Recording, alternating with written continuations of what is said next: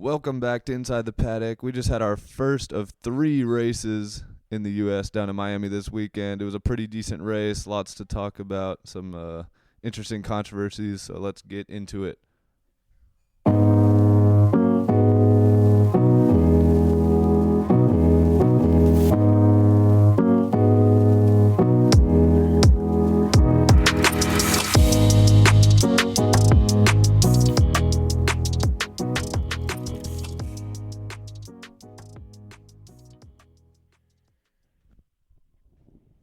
Alrighty, so we just had the Miami Grand Prix. It was the second year that we've had this race.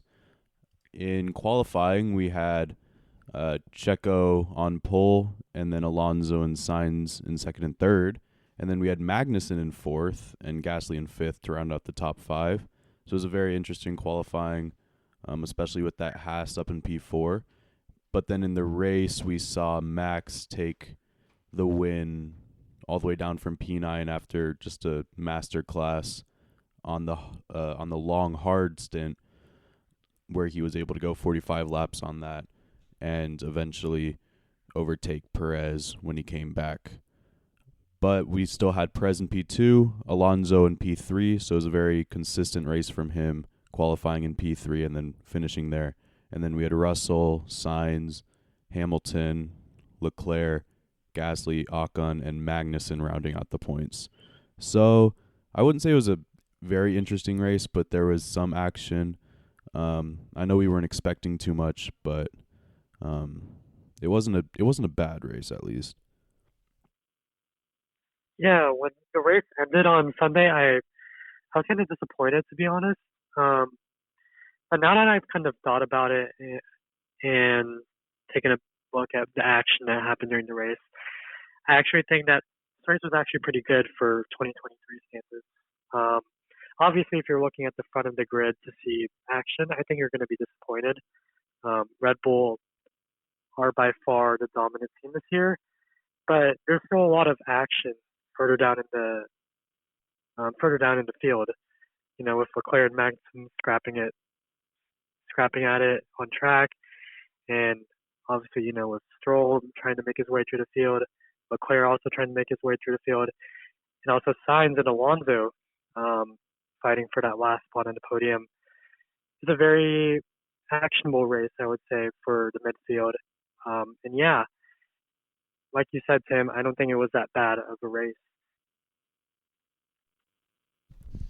Yeah, it was definitely, I mean, going after the Leclerc crash in qualifying, it was always going to be a at least intriguing start to the race. And although I would have liked to see Max have to put in a little bit more effort, seemingly, to get to the lead, it just seemed more on Checo, honestly, not it being able to extend the gap at the start of the race that kind of cost him.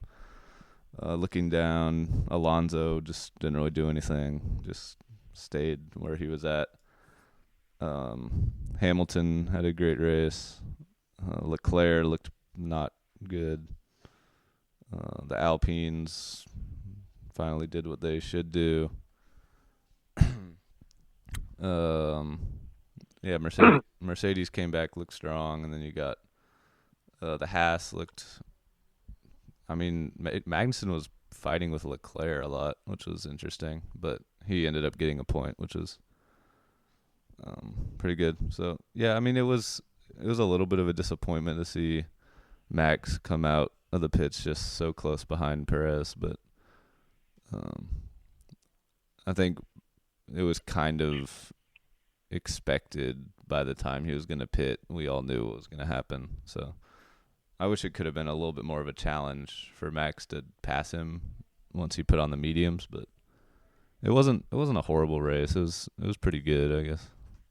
Yeah, I think something that we can take away from this race is not that Red Bull so dominant, but especially that Max is so dominant. I mean, Perez could have had a better race, but ultimately Max put himself in the position to win after going long on his first tire stint. And then he just showed that he's the best driver on the grid, and nothing's changing as far as we can see. yeah, just kind of building off of that, the pace that he showed at the end of his hard stint. So I think Martin Brundle mentioned this, but between like laps 20 and 40, I think he was still lapping at a comparable pace to Checo, even though his tires were, really old. I think at one point he even set the fastest lap of the race too, on those super old hard tires. Um, why do you guys think that Checo wasn't able to, I guess, compete with Max? Because going into the race, we talked about, Miami is a street circuit.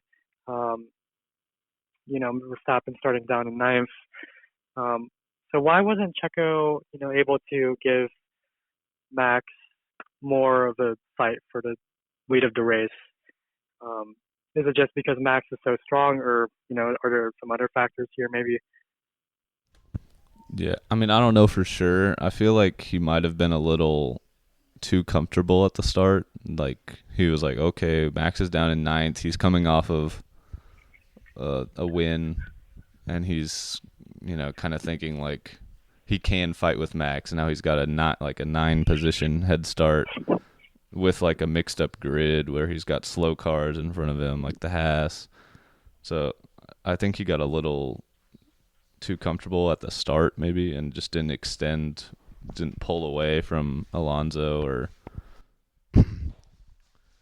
And then by the time he and Max had better pace the whole afternoon. So he just needed a bigger lead at the start when his tires were fresh and he had the advantage of the mediums over the hards, and I think that's what cost him. I think Checo also had some like grading on the tires on the medium tires that is at the start of the race. Is that right, or am I remembering that wrongly? I think that's right. Yeah, so that probably kind of messed up his pace at the start. Um, and I think his lead over Alonso was only like 3.8 seconds at max or something like that, 3.5, 3.8 seconds. So yeah, maybe that grading on the tires, kind of messed up his ability to pull away from Alonso at the start. Yeah, and I guess that kind of leads us into.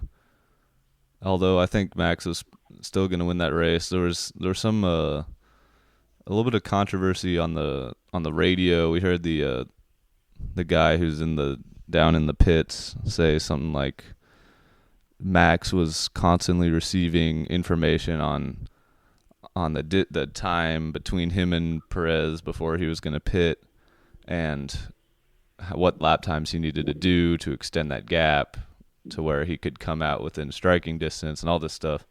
And then he said that on Perez's side of the garage, he just didn't get any information. And obviously that doesn't necessarily mean that Red Bull was favoring Max, because maybe Perez just didn't want to be talked to. But it definitely looks like them being more willing to help Max come back than helping Perez, extend his lead to the point where he could fight for the win. Yeah, I think Max has always been the favorite at Red Bull, and I don't think that's changing. I mean, he's going to be dominant for a long time, especially with the team that he has behind him, with the best car. And I wouldn't be surprised if that like controversy was true.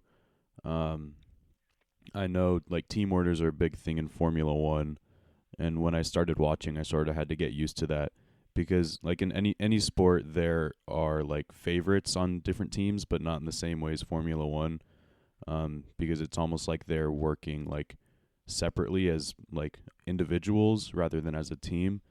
Um, so yeah, that took me a little while to get used to. Um, but I'd say that like I don't think it's the best thing for like the sport. I feel like it sort of makes it boring when you know that if it's a battle between Perez and Verstappen, then there's a chance that the team can just override it and say that Max should win. Whether or not Perez can agree to that is his decision, but ultimately, if he doesn't agree to it, then it can mean that like his future with the team isn't secure. And I know that I saw something about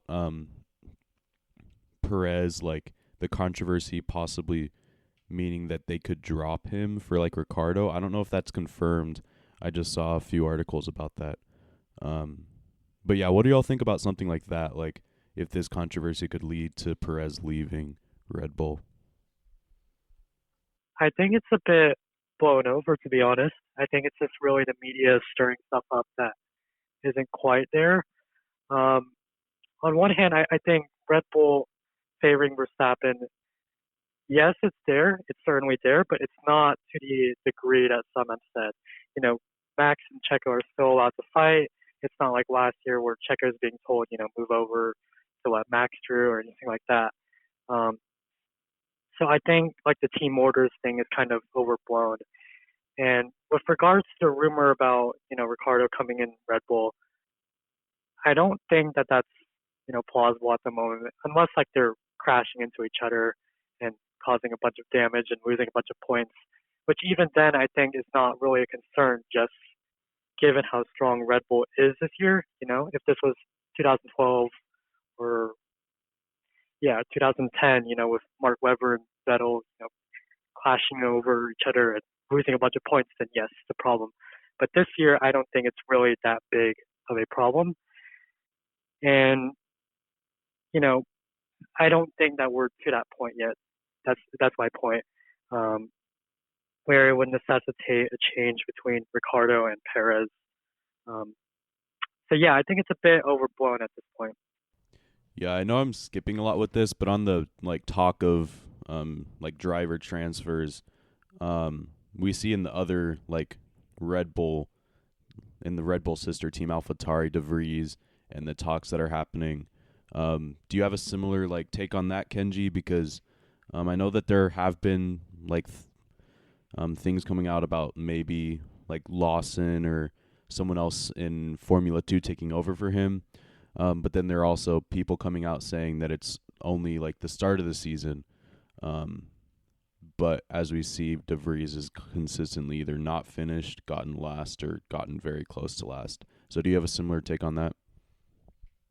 I think it's a bit early to say, but here are my thoughts. There's definitely some talent in Formula 2, with Iwasa, the Japanese driver in the Red Bull system, and also, as you mentioned, with Liam Lawson in the championships. So, yes, there's definitely some talent, but it's only like the fifth race of the season, or something like that, fourth, fifth race.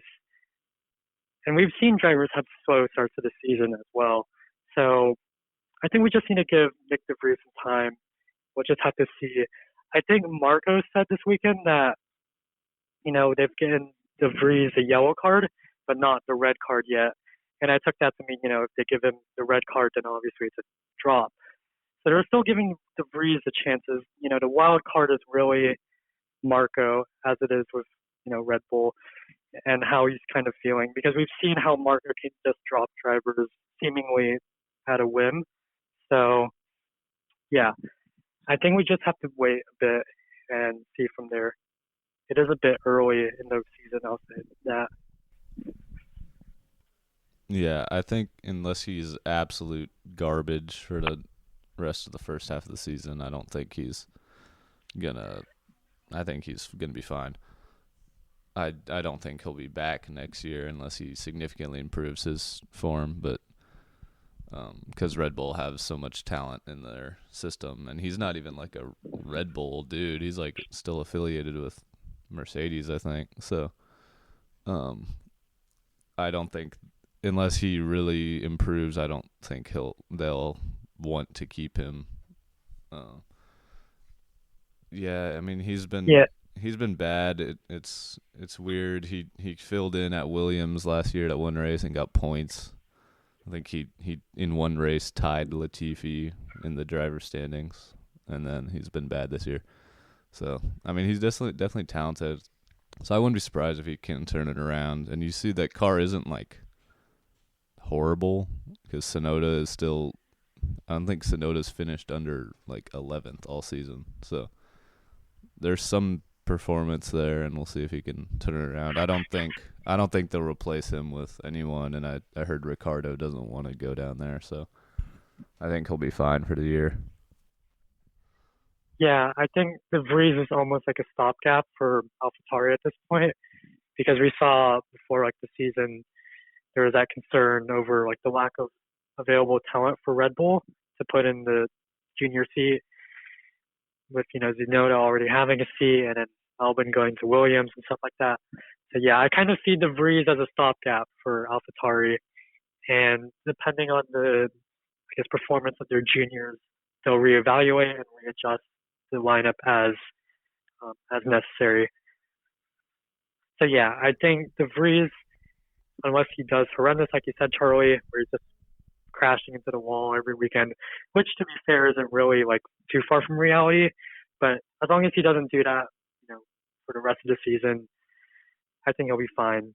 And yeah, I'm not sure if he has a seat next year, but we'll have to see. Like I said. Yeah, moving on from there to talk about Aston Martin. We saw another good performance from Alonso. Pretty dull race for him. He didn't do anything. Just sat behind Perez and then got passed by Max and then got on the podium again. And then Stroll obviously got knocked out in Q1 in qualifying. I think he said something about I think he only went out once and they tried to risk it by not using 2 sets of tires, and then he didn't make it through. So you want to kind of talk about that, Kenji? Yeah. Do you guys remember like that moment on the radio where Alonso was looking off the TVs and like talking about Stroll overtaking? Yeah, I just saw that. Um, Yeah, that was yeah, funny. that was kind of funny. Yeah, that was funny.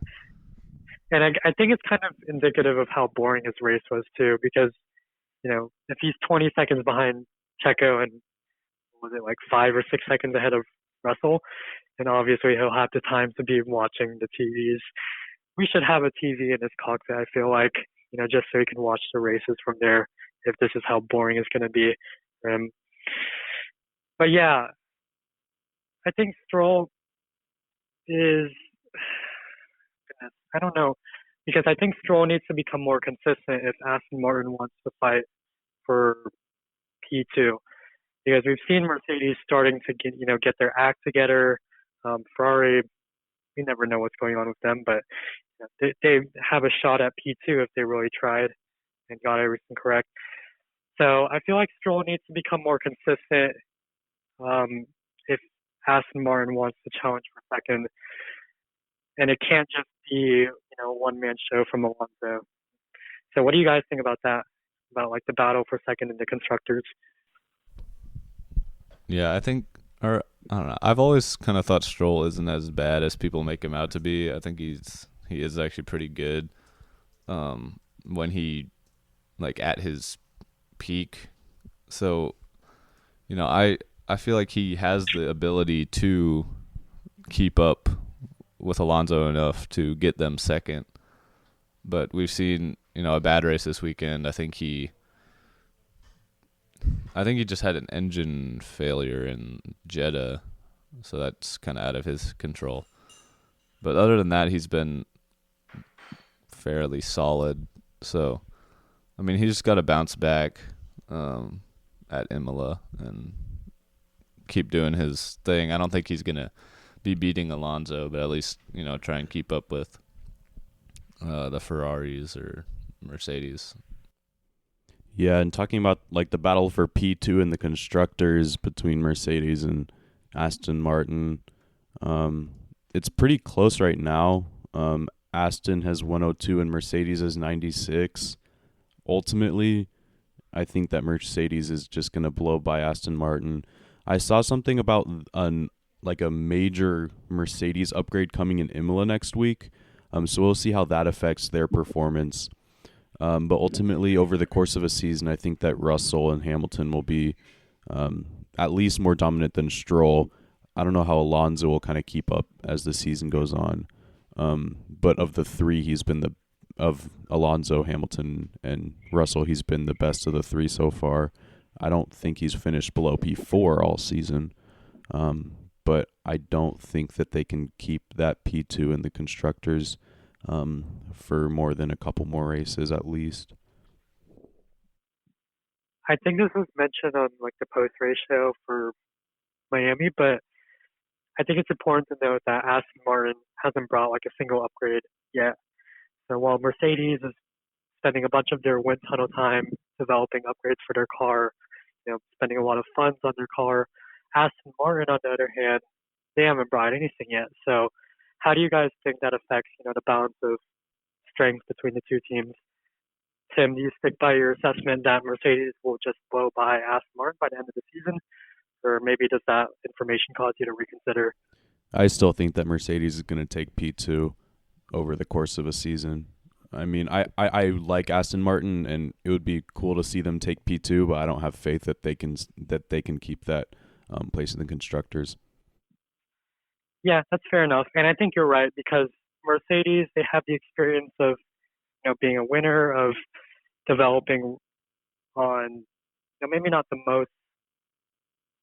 biggest budget, let's put it that way. So I think definitely, yes, they have a shot at P2, probably a bigger shot than Aston Martin does at this point, especially considering how strong Mercedes has been even without their upgrades, how lucky they've been in these first few races. Yeah, I mean, I feel like it kind of depends on Stroll. I think Alonso will probably finish ahead of both Mercedes unless Mercedes' upgrade is very strong. But I mean, Aston Martin, even back to when they were, I think they were called Force India, they've always kind of been a pretty good midfield team and making the most out of what little money they have. And obviously now they have a lot more money, but going through to Racing Point and to now to Aston Martin, they've that team's always kind of made the most of what they have and found ways to, whether or not they're actually copying cars, but they get the most out of what they have, even if they don't necessarily need upgrades. And then Mercedes, I think this is a big weekend for them coming up because, last year they were really bad at Imola, if I remember. That was like the race where Max lapped Hamilton right after their championship battle.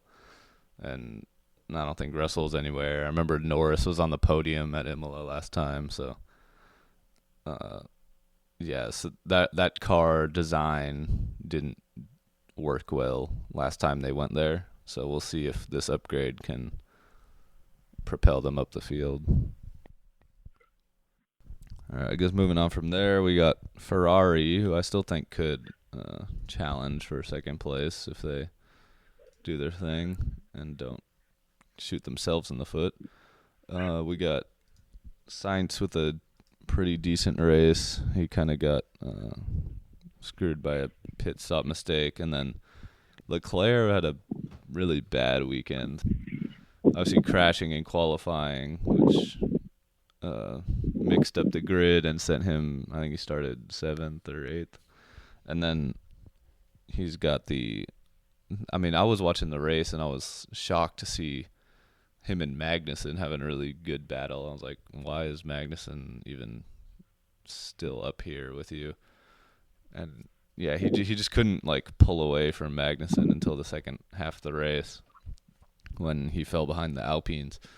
So I don't really know why I heard him say that there was some porpoising back in the car, which is interesting to think about. But yeah, not a good weekend for Leclerc. We'll see if he can bounce back. Imola last year, he obviously made that mistake that cost him the podium. So we'll see if he can bounce back next week. Wasn't Leclerc's problem, or wasn't Sainz's problem, a lot of tire wear? I think that's the problem that he reported over the radio. So, just extrapolating that over to Leclerc, perhaps that was the reason why he wasn't able to get past Magnussen as easily as we expected him to.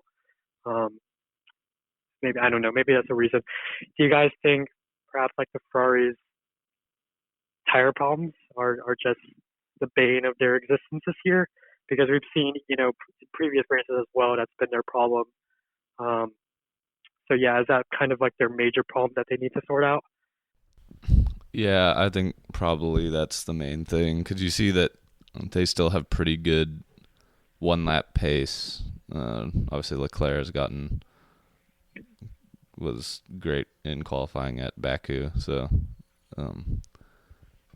we'll see if they can figure that out, because I think they still have a pretty fast car. It's pretty much the same car as they had last year when they got second place. So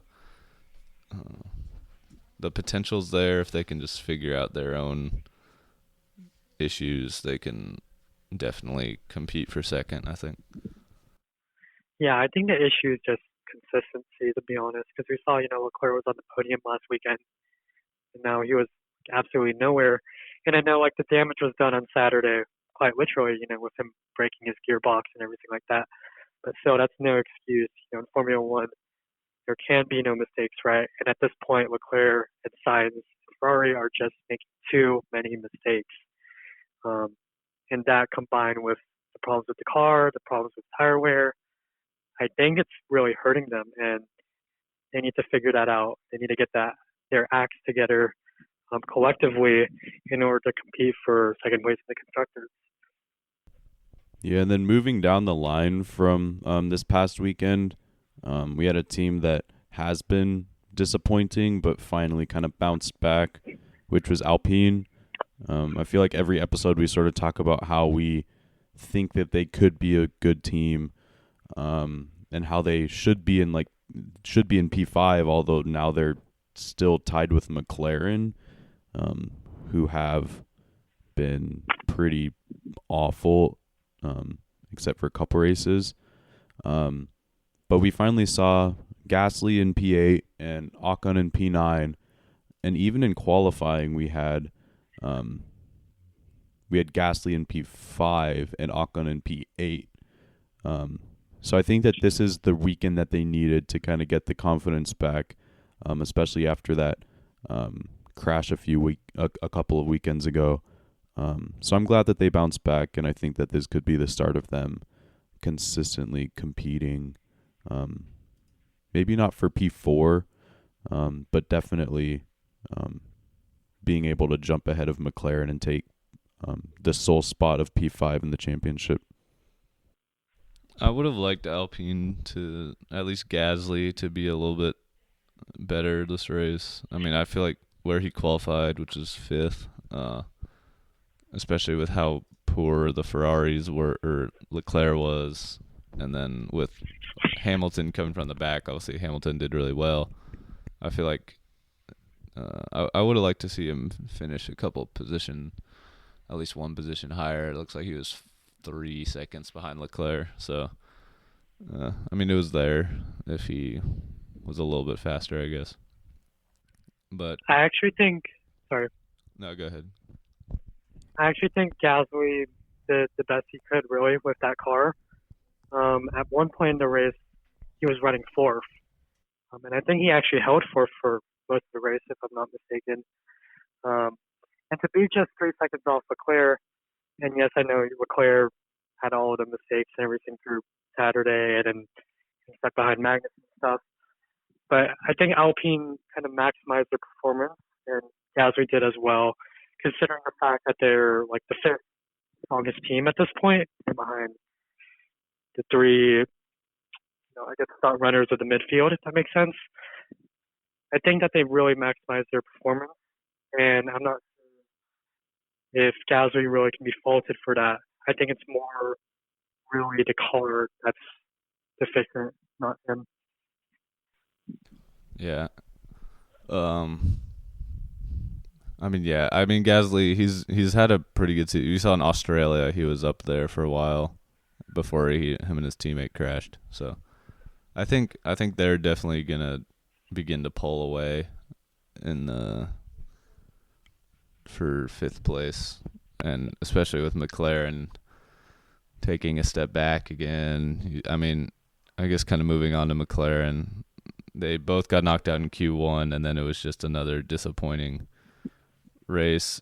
Norris had they both started on the softs, which was kind of a mistake, but Norris and Piastri both had a really good start. I think Piastri got almost up to like 11th before the soft tires kind of wore out, and he pitted early and then just never came back.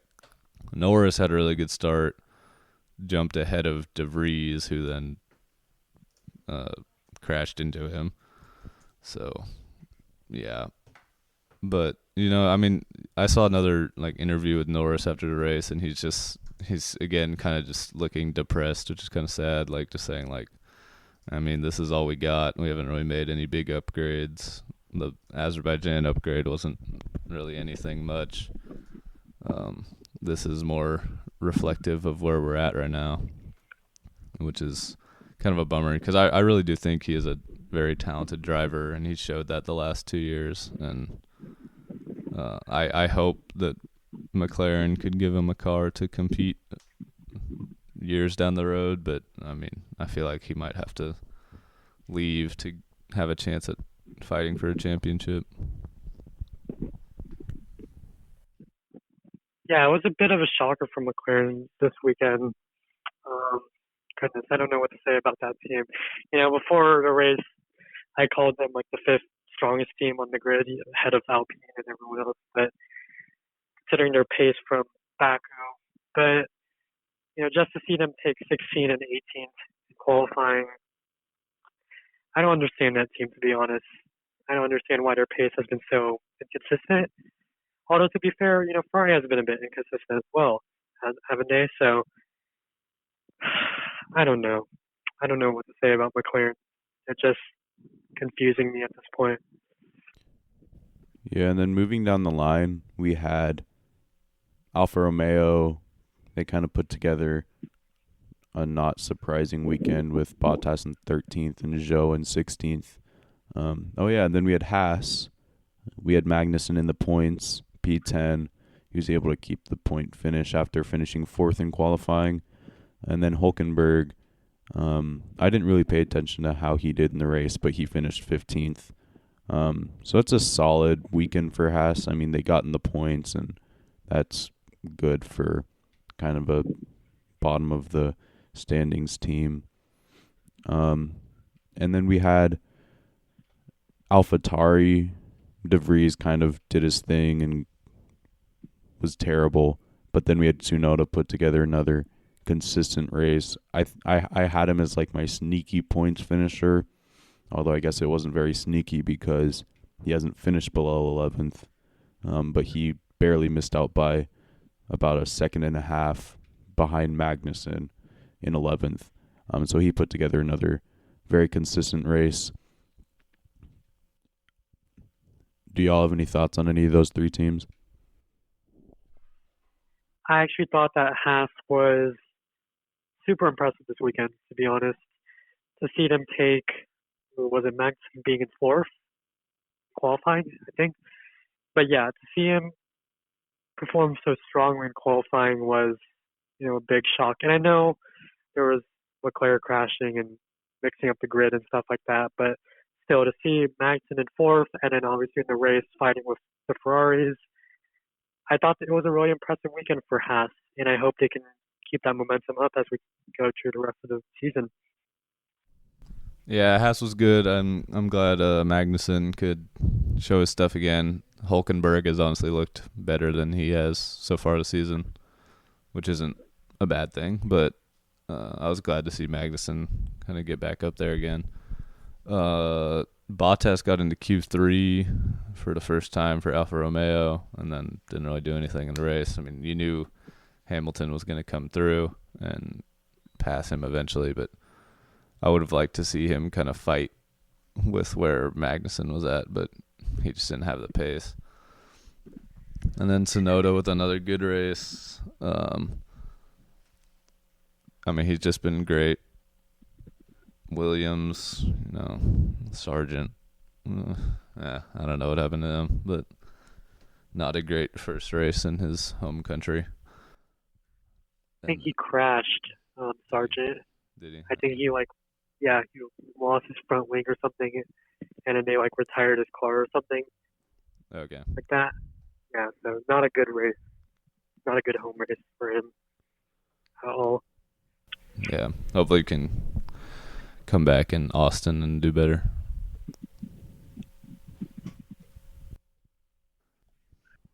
All right, I'll run down the predictions real fast. So all three of us had Verstappen and Perez in P1 and 2. We did do this um, before qualifying.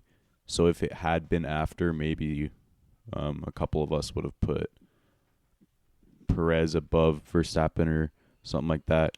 So all three of us had Verstappen and Perez correctly. But then I had Sainz in third, Kenji had Leclerc in third, and Charlie had Hamilton in third. So all three of us kind of slept on Alonso, which is something that I'm not going to do again because he hasn't gotten below P4. So that bumps the standings up to Charlie with 11 points in first place, and then me and Kenji tied in second with 5 points each. So hopefully next weekend we can make some predictions that'll shake things up in that regard. But yeah, did y'all have any thoughts on that? Yeah. Tim with Science, he was, I guess, the closest. I had Hamilton, who obviously did bad in qualifying, got knocked out in Q2, but had a really good race. Came back to get ahead of Leclerc, who you picked, Kenji.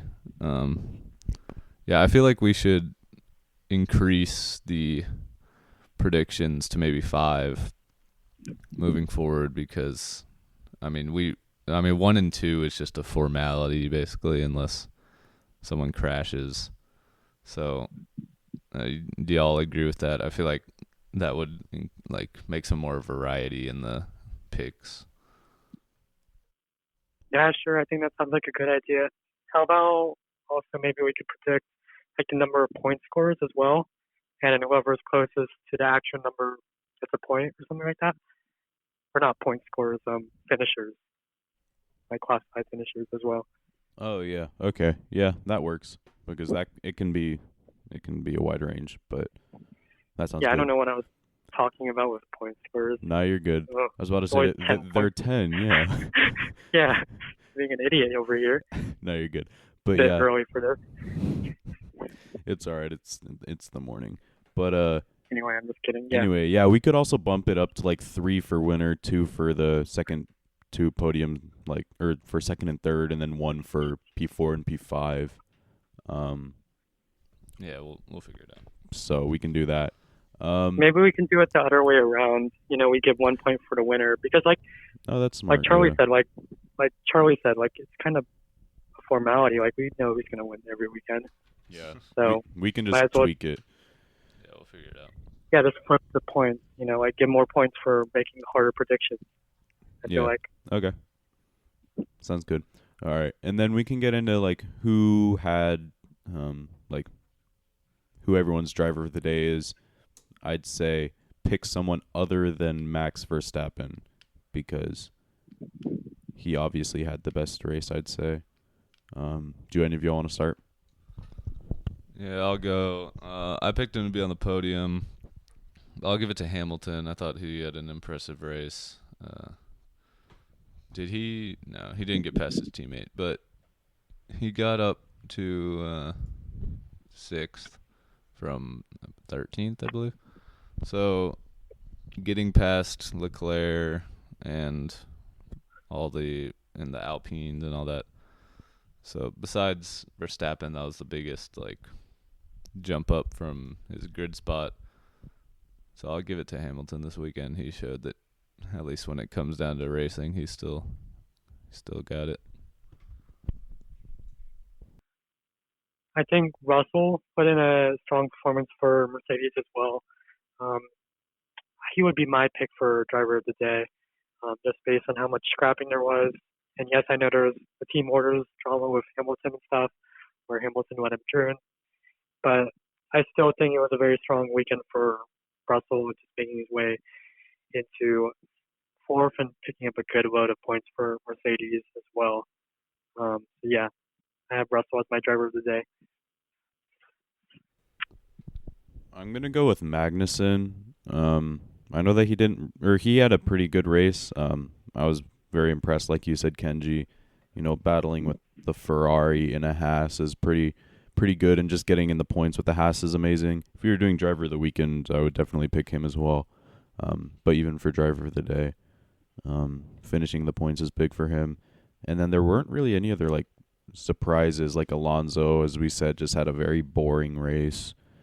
Perez kind of like disappointing that he didn't pull off the win.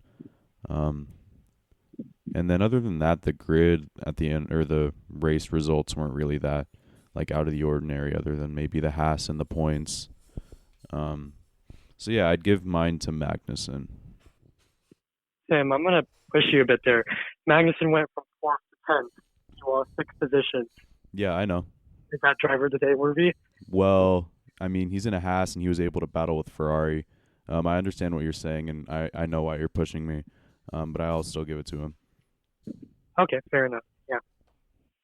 Yeah, I think what was out of the ordinary was the fact that all 20 of the drivers finished, and there was not a single safety car.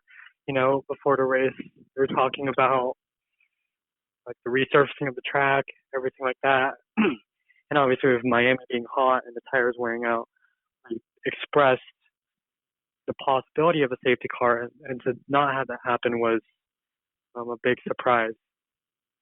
And yeah, just to have all 20 drivers finish was also a big surprise as well. Yeah, I feel like this finishing order is gonna be a